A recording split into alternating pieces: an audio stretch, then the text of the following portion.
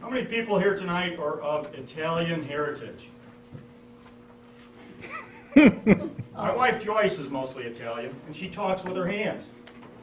Now, it may be a myth, it may be stereotyping, or maybe it's true that Italian people talk with their hands. But if you know someone of Italian heritage, it's sort of fun to poke fun at them about that.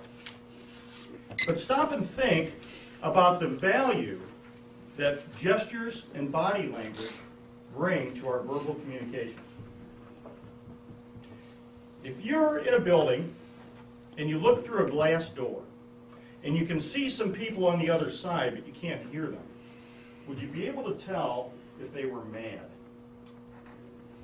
How about if one of them was really passionate about what they were saying? Could you tell? What if one of them was totally disinterested in what the other person had to say? Could you tell that? Probably so. How could you tell? By virtue of their body language and their gestures, right?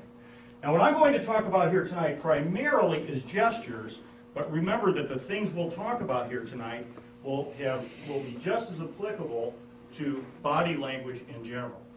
Now, as I said before, body language and gestures bring a tremendous amount of value to your speech. You can do this whether you're behind the lectern or whether you're out in front. But we've all seen people, inexperienced speakers in particular, who stand with their hands limp at their sides.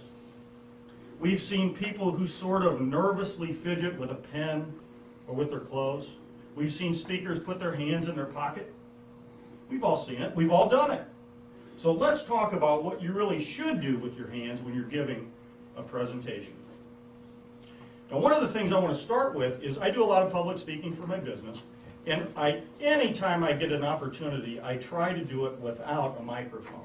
Now, I do that because I don't like to be stuck to a microphone if it's stationary, and I don't like to hold one in my hand because that sort of cramps my style for using gestures.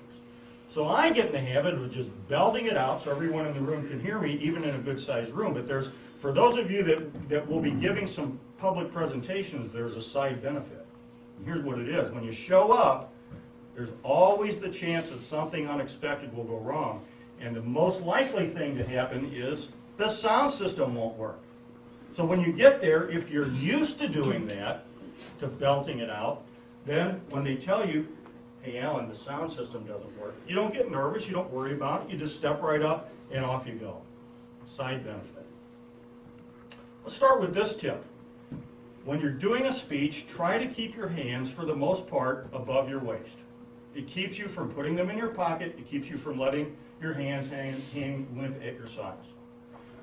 And from this starting point, now you can begin to develop your own personal style.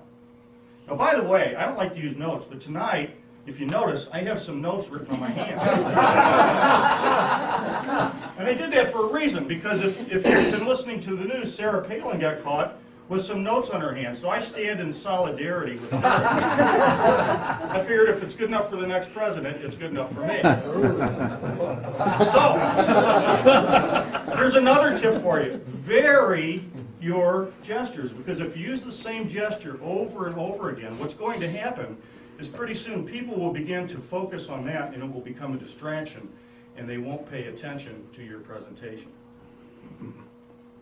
How about this?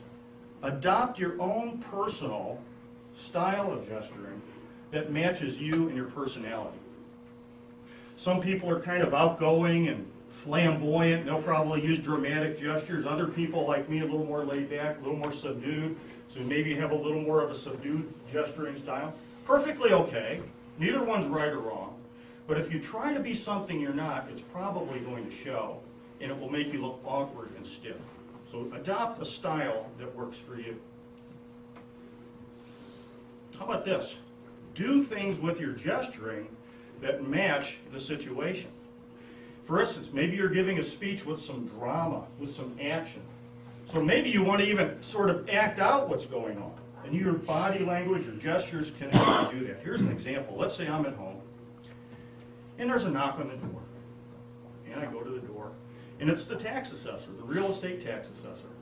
And he says, Mr. Collier, even though your property has gone down in value in the recession, just like everyone else's, your property taxes are going up 25% next year. Well, when this happened, what happened was, I did what any other person would do. I grabbed the guy by his collar, I drug him in the house, I knocked him around a bit, and I chained him to a water pipe in my basement. So you can see how you can act out this sort of thing. And by the way, as Joe said, he had to leave early because he has a problem in his basement. I too have now a problem. How about adopting gestures to go with specific words in your speech? For instance, if you say stop, you can put your hand up. If you want to describe a distance, you can use your hands to describe short distance or a long distance. If you're talking about yourself, you can put your hand on your chest to bring attention to yourself. There are all kinds of opportunities to do this sort of thing when you're speaking, but just when you do it, make sure that you're doing it in a fluid, natural way so you don't appear stiff or unnatural. How, oh how, do you gain these skills? Well, you heard it from Carl, and you heard it from Tom. Practice, practice, practice. I'm going to give you 3 ways to practice. Number 1, as Carl said, practice in front of a mirror and watch yourself. Number 2, practice in front of a live audience. Now, if you go somewhere else to speak and you want feedback, you'll have to ask for it. Here at Toastmasters, we get it automatically.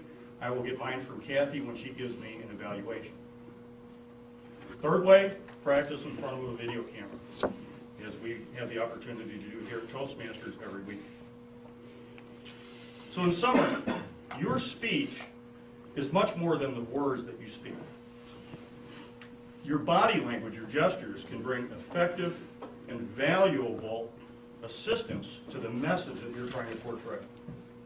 So if you will prepare just as hard, just as thoroughly for the visual part of your presentation as you do for the verbal, your audience will remember your message long after you're done, even if you're not Italian.